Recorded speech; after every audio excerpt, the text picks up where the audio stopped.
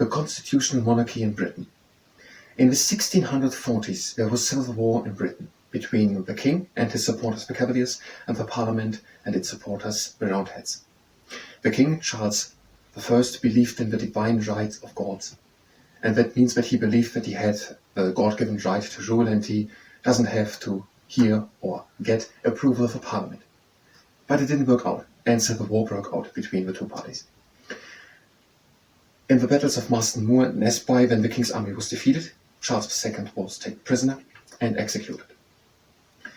It followed England as a republic under the Lord Protector Oliver Cromwell and then Richard Cromwell, the son of Oliver Cromwell, and then the Restoration happened. In May 1660, people invited Charles II onto the throne. Charles II, the son of Charles I. Charles II understood that he had to work together with the Parliament. And after Charles II, there was then James II on the throne, and then the Glorious Revolution happened, and now William and Mary were reigning together. By the coronation of William and Mary, the Bill of Rights were read. And this Bill of Rights, done in the year 1689, said how much power the Parliament has and how much power the king has. So with the Bill of Rights, the power of the monarch was limited. The king, for example, had now to ask every year for money for the army and the navy. During the time also political parties started, because now the king had to get the approval of the Parliament for things which he wanted to do. And so he was more in reliance on advisors and ministers, which were then in the Parliament talking to the people that they vote for the thing which the king wants. And ministers got more important, and also the Prime Minister, then the function of the Prime Minister is.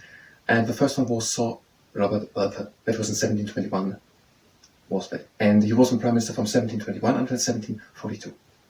During the time also, the press got more free, newspapers were printed, and in the year 1695 and onwards, newspapers didn't have to get any more a government license to publish. Now, it wasn't a complete democracy. Many people could not vote, women couldn't vote, only men, and if they had a certain amount of much property.